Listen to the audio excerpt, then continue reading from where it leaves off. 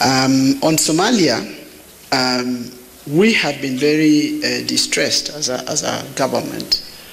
And I'm sure you have read statements from the police, because the police has been updating on this, at the abduction of the Cuban doctors from Mandera.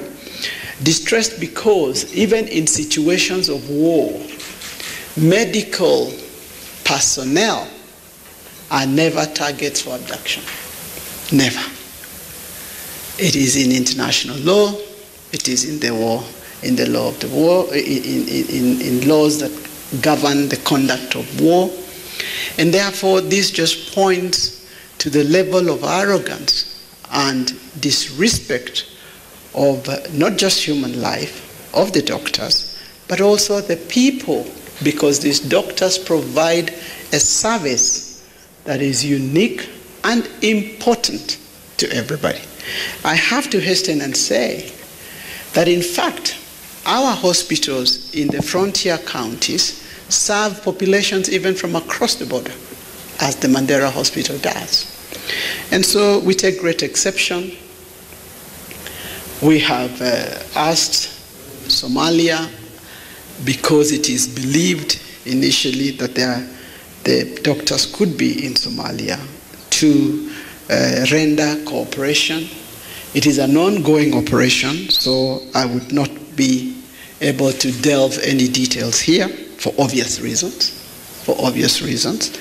Just to indicate that everything is being done, and that it is our strongest desire as government that these doctors will be back home safe.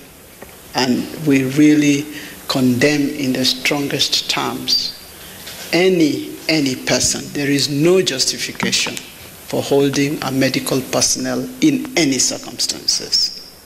You know, so we are quite displeased, and I mean this in a very light way in terms of these happenings, but we are working towards the necessary outcome. Now, you know, a number of people, abductions are not Kenyan specific, because I think it is important to put this in context. The truth of the matter is that this notion about there was abduction in 2010, therefore we are in 2010, is a very spurious linkage. This has happened, it's a criminal act, it is unacceptable, and it will be dealt as such. I don't think we are back there. Back where? We are not, because we cannot allow that abduction becomes a way of life. I started by saying our principal objective is to protect the territorial integrity. That also means the safety of the people in our territories. So this is the first objective of this administration, and it shall remain so. You know, so I have seen recently the CS Interior speaking to the Kenyans to really give the position in terms of the security situation, and I think that situation remains, that the country is safe. And this links me to the question about the travel advisories. We continue to engage. Every country has an obligation to its citizens. In some of the countries, there are legal imperatives for informing citizens of certain situations. And a situation such as this of an abduction raises certain analysis in some capitals.